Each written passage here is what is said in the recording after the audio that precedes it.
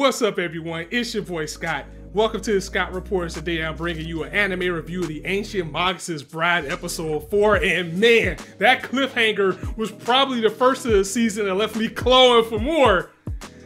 And I cannot wait to get back to this next week to learn more about the shocking revelation that we got at the end of this chapter. But before I get into that, something that I have to point out in this series is that it's getting a little bit repetitive that Chisei gets kidnapped or apprehended or whatever you want to call it by someone. We're in episode 4 and at least 3 times she's been taken out of the clutches or away from Elias, and it's beginning to make my focus go towards him because either this guy's a bad babysitter slash husband to be slash watcher, or something is up with him because this has happened pretty often, only for him to always show up at the right time and settle things down. And definitely what we learned at the end of this episode changes the series in a dramatic way as we find out the fate of a Sleigh Beggy is to fulfill some type of purpose and to die overall. So to hear that Chisei is going to die, oh man, what is going on, Elias? What is up with this guy? Now,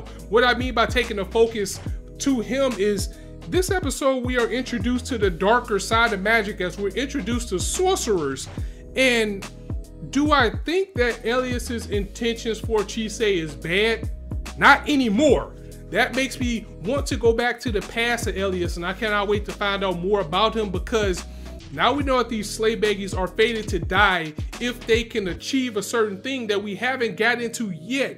But I think that we don't know how long Elias has been on this earth. So I think at some point in his life, he probably went down a dark path, or he may not have been the best person. And he probably always sought out a Sleigh Beggy to do something, as we're introduced to this sorcerer by the name of Redfred in this episode, who says that, you know, you are being used by this man in order to achieve something that he could not. So now the whole point of this series has been turned on his head because he probably was looking for Chisei for some type of reason. Now, at this point in his life right now, is it a bad purpose? Is it a nefarious thing? I don't think that's the case right now. It seems a little bit too obvious for him to be the type of person that doesn't care about Chisei.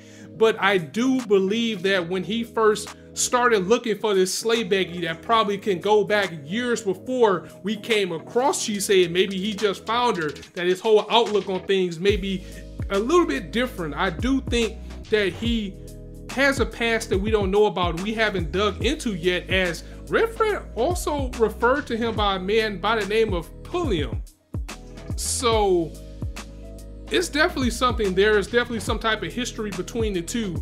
And I think overall, his intentions for what he wants a Sleigh Beggy for may be a little bit nicer at this point now. Like, he does care about Chisei. I really do think he does care about her. But his initial reason for seeking out a Sleigh Beggy when he first went on his path to do one may have been a bad thing. And once again, we're getting the differences between sorcerers and magicians in this episode as we are introduced to the world of cats. How about that? The world of cats, or the kingdom of cats as it's called.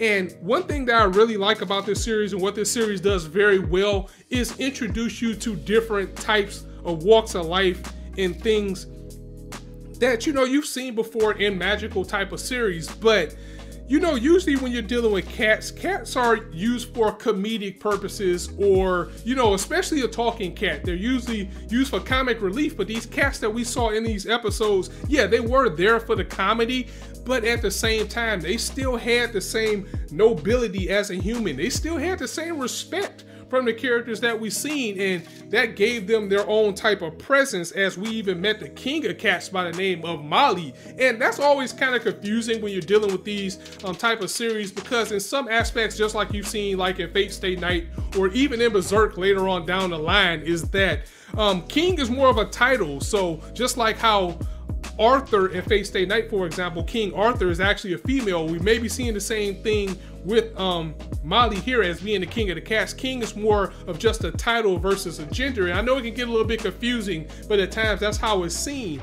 And I'm interested in these cats already because we're introduced to them. They sought out Elias for a certain purpose. And we also learned that, you know, cats, we know the saying about cats that they have 9 lives, and each time they die, they get more and more wiser, and these cats have the ability to have their ears going all across the cosmos because of all the lives that they lead. But these lives are also something that can be very powerful, and they have a hatred for sorcerers. And of course, it has to be because sorcerers sacrifice cats. I mean, come on, that is exactly why they're at the point that they hate humans. And the episode starts off with Chise having a weird type of dream about a girl who was looking at a cat and said, "Can you give one of your lives for me?" or something along that nature. So she definitely wanted to use that cat for some type of sacrifice. And I was like, man, animals just have it so bad in these anime series. But that dream that we had is also a big part of the episode because we found out from Molly that there is like a festering hatred that is growing in this lake and is spreading and is growing more and more and more. And this hatred came from when one of the previous king of cats and all the cats around actually killed a man for killing cats. This man was killing cats, sacrificing cats for some reason that we haven't got the full story on yet, but they decided not to take it anymore and kill this man. And, you know, his blood got into the water, and his hatred and the souls of everybody else that they hate, perhaps maybe the cats killed more people like him, whatever it is, this spirit is getting bigger and bigger and bigger as it lives under this water, and this hatred and this auras continue to grow from dark souls. And the cats have to sacrifice themselves in order to stop this magic from spreading, and it's getting to the point where it's just beginning too big to bear. Thus they seeked out Elias to try to stop this evil. And we get a little bit of Elias now putting Chise to the task. This is going to be her first big task of doing something herself. And she says, "It is up to you to cleanse this because I can't do it." We found out that Elias is a dark mage or a dark magus or sorcerer. So the ability to cleanse is not his strong suit. I'm pretty sure he can do it, but it's not as easy because shadow is more of his class versus apparently Chise must have the ability to cleanse, and they're actually going to use the fairies to cleanse because they have the ability to cleanse anything, whether it's human, matter, antimatter, or whatever. So now she's going to be put to the task, and another big focus is also her self-worth and her not wanting to let Elias down, because we've seen her pass in little glimpses already. So she doesn't want to screw this up, perhaps out of fear that if she doesn't achieve this task, she's going to get put back on the chopping block. And we can tell that even though she's still weirded out by things a little bit, she really does appreciate that everything that Elias is doing. So she may not be up for the task, but she's going to have to suck it up and do her best and not be worried that things are going to go bad for her, as we're going to see her on her first task to cleanse this evil. But that's of course when the evil comes in that we all knew was going to happen. Whenever you're dealing with magic, it's always going to be some bad people, and most of the time sorcerers get the reputation of being the bad guys. That we're introduced to Renfred and his assistant, who was the one that actually took Chise away and dropped her into the water to begin with. As the plot thickens more and more, the sorcerers actually want this evil to keep spreading. Why, we don't know, but it has something to do with this man by the name of Matthew, who was the person that was sacrificing the cats. And what he was doing was he was actually trying to heal his dying wife. And he got word that a sorcerer would be able to fix this for him, which probably is why the cats were dying, because he was sacrificing them, and then the cats decided to wreck him for doing it. And it's a nice little mystery to it. We didn't get everything right away, but we did see that the spirit of his wife still lives on underwater, and she begged Chise basically to end not only her, but her husband and their spirits. Her spirit is basically why it's still around, because maybe she isn't as happy, and that's why her spirit hasn't gone to rest yet. But also, again, it was mostly his essence and what the cats did to him is why this evil keeps spreading. So now we have the task of stopping that, but we can't do it so easily because now we have this evil menace in front of us. And this episode was just fantastic, just for the many parallels that it brought to us and the many aspect of things, because now you have the cats who have been dying to try to stop this thing. You have a spirit of a wife who was dying, who perhaps maybe feels sorry for the path that her husband may have went down, and these cats had to lose their lives for it. And now you have dark sorcerers on the line, and maybe even a little bit of a questioning as far as Elias himself on what side he's really on. Clearly this guy, I don't think this guy is lying that Elias was looking for Sleigh Beggy to do things that he could not. But again, I just don't feel that he has like evil intent for Chisei. I just think that he's just had a change of heart as the years went by with him. Overall, I'm just loving the magic and this world that this series brings us every episode, because we introduced to something different every episode. Remember, first there was the fairies, then we got the dragons, and now we're getting these cats in. Again, you have to be pretty adept in magic in order to hear them, because there's a little girl who, you know, when Chisei was talking to the cat, she came outside like, "Hi, who are you? What the hell are you talking to?"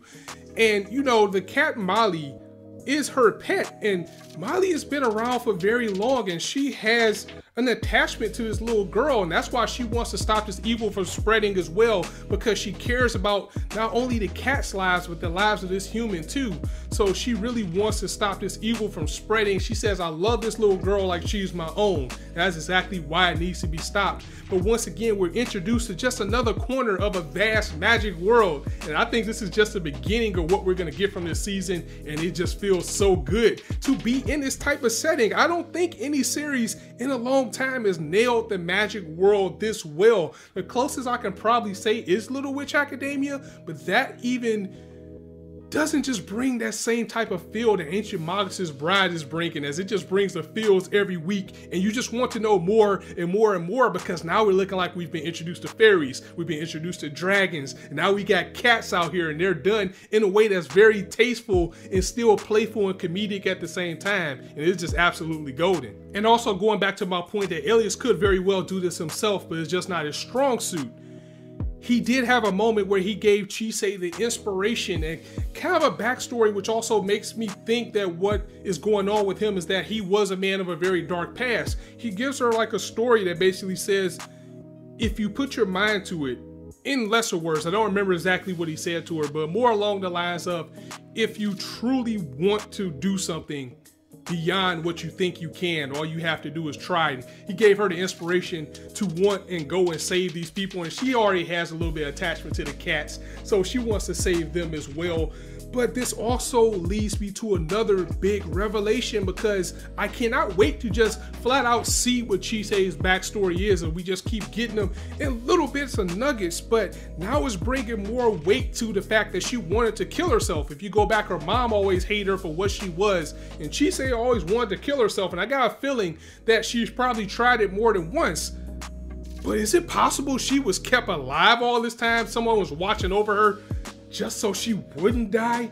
Just so she could be sold off? Oh man, the theories in my head are just going right now. So I'm interested in knowing what you guys think about this as well. Another solid episode of Ancient Magus Bride. And I don't think this is going to slow down anytime soon. And the best part about it is we're going to get this for 2 cores. So guys, let me know what you thought of this episode in the comments below. If you're hyped for next episode, what is your thoughts or theories? What are your thoughts on Elias? More importantly, like again, I think that he had a change of heart, but he could have very well had bad intentions when he first sought out for a Sleigh Beggy. So if you liked the video, go ahead and drop it a like, and if you want to hear more, go ahead and hit that subscribe button, as there's not a shortage of content you indulge on this channel. As I always say, you guys can be anywhere on YouTube right now, but you chose to listen to me. I really appreciate that, so thanks for stopping by. On that note, it's your boy Scott signing out. See you soon.